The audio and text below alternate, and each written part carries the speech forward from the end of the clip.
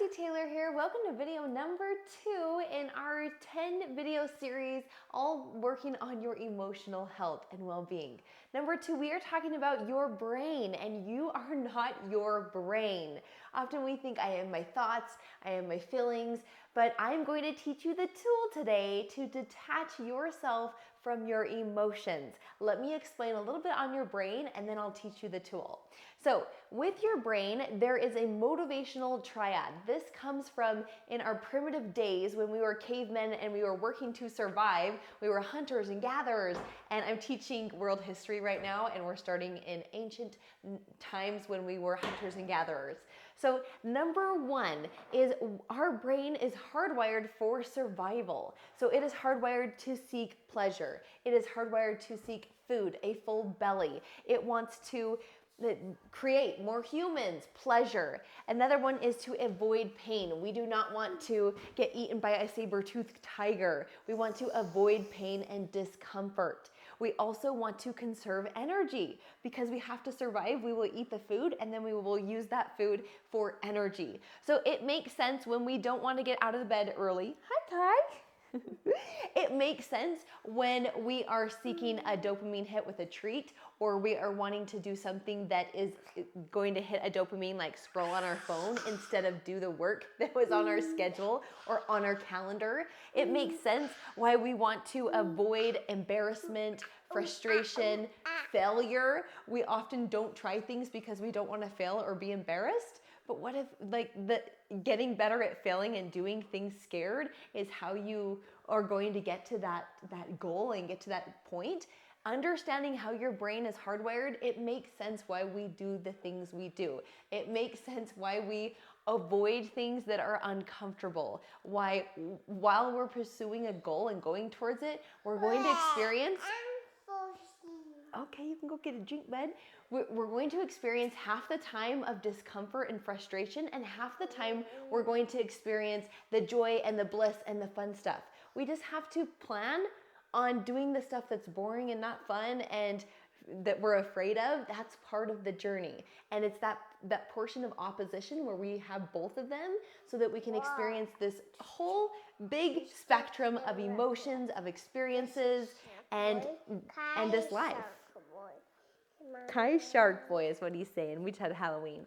All right, a little bit on your prefrontal cortex. This is your brain that is problem solving. It is the part of your brain that you are able to use for higher level thinking. If you think about it, it's like when you are driving in a new area, you notice that you're like following the GPS, you'll turn down the music, you'll say, shh, everyone, because you're focused. It's something that you don't do on autopilot. Now, once you've done something over and over, it gets programmed to your lower brain. That's when you drive somewhere while you're listening to music, you're taking care of the kids, you're just automatically driving somewhere. Have you ever driven somewhere and you're like, I didn't even mean to come here? I'll do that. I'll drive on the road that goes to my parents and I'm like, wait, I was supposed to turn. I drove here on autopilot. So our brain, once it's done something so many times, it's like, let me make this more efficient. We already know how to do that. We'll do it on autopilot. So understanding that when you are going after a goal that maybe you haven't done before, maybe you're pursuing something that is challenging, know that you're going to probably be using your prefrontal cortex. It is not programmed or something that's familiar or that you're used to doing. So knowing that ahead of time, hey, don't stretch that out, okay? Don't stretch that out. Silly boy. He can see himself in the screen, huh? Don't stretch it out because mommy needs that, okay?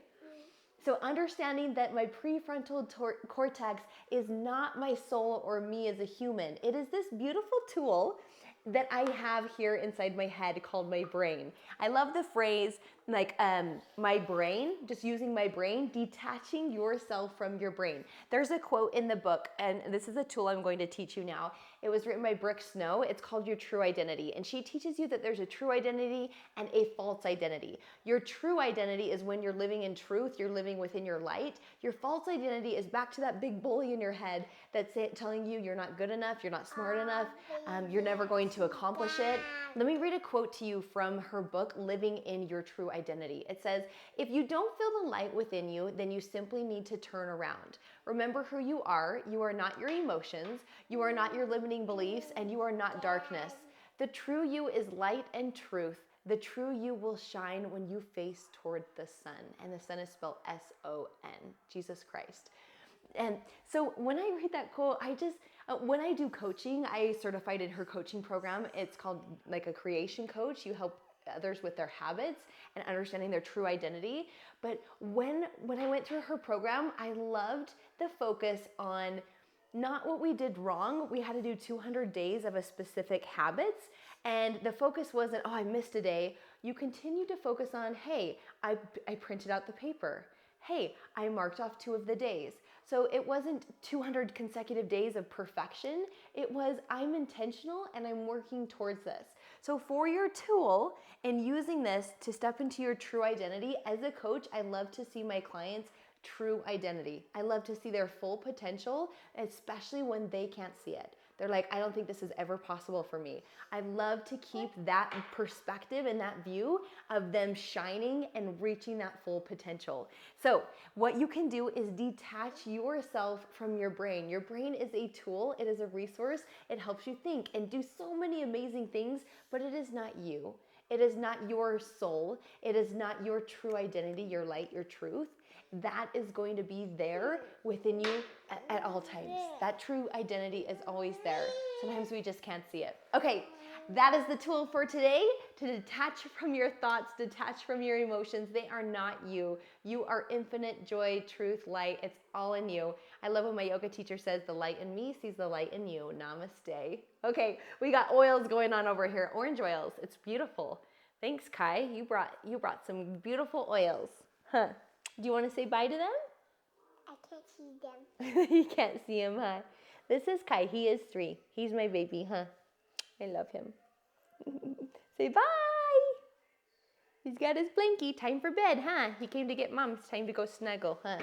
Oop. Hey, it's the next morning, and I wanted to teach this tool to you without Cutie Kai on my lap. He's sleeping right now, and I'm almost ready to go to pickleball. So excited. So with false identity versus true identity, I'm going to read you one more quote from the book by Brooke Snow. Again, it's titled Living in Your True Identity. And it says, when you love yourself right where you are, right in the middle of your development, your whole life changes. If you only remember one thing about your true identity, remember your true identity is love. You were made by love and for love so that you can give love. And when you are stuck and you're thinking, I don't understand this false identity versus true identity, ask yourself the question, what would love do? So in tool number 1, we said, what would a best friend do? Tool number 2, you can ask yourself, what would love do? Now I'm going to show you how to switch from attaching yourself to labels, to emotions, and to roles. For example, you are not your roles. You are not, when we say, a lot of times we'll introduce ourselves as, I'm a mom. I do this all the time. I'm a teacher. I'm a coach. And when one of those, let's say that your kids move out of the house and then we have this identity crisis of, who am I? You are not your roles. You are infinite light and joy. I love to think about it as your true identity is light and truth. It is always within you. It is always there. So it is that pure love. That is what you are. You are made of pure love. You are not your emotions. When we say I'm overwhelmed, I'm upset, I use a tool of just putting in the word feeling. I am feeling overwhelmed. I am feeling upset.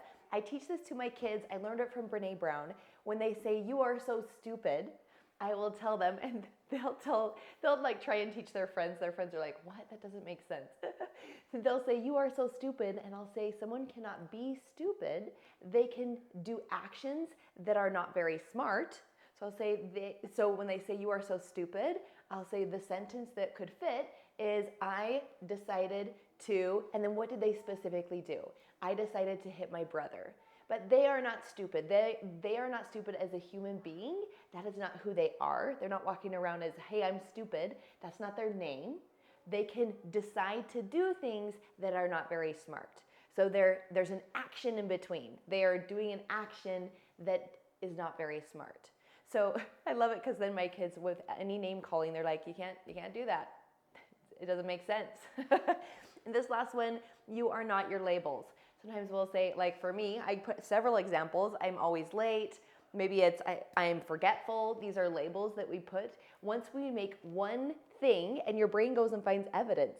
If I say I'm forgetful, it's like, oh yeah, that one time you forgot this and this time and this time, or I'm always late. It goes and finds. So we all of a sudden we label ourselves in these always, and we label ourselves with these words that we did sometimes, and sometimes we are not forgetful, and sometimes we are on time, but we just have labeled ourselves. So I'm going to show you this example for this phrase, and you can fill in whatever ones come up for you.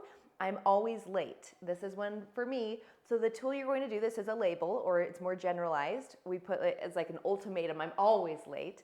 You want to be honest and specific. And so it is, I chose to cut up the fruit at 6 o'clock and arrive at 7. I chose to do that. I chose to do this activity and get here at this time. That was a decision. It is not time is happening to me. I made this decision. And so be very honest with yourself and specific. And then you're not generalizing and saying I'm always late and then finding all of the evidence of why you're late. I'm stupid. Okay, sometimes we'll say that, oh, I'm so stupid. I do it all the time and I have to catch myself and just state the specific thing that happened. I left the stove on. Oops. Like, I'm so glad I caught that. I left the stove on. Oops.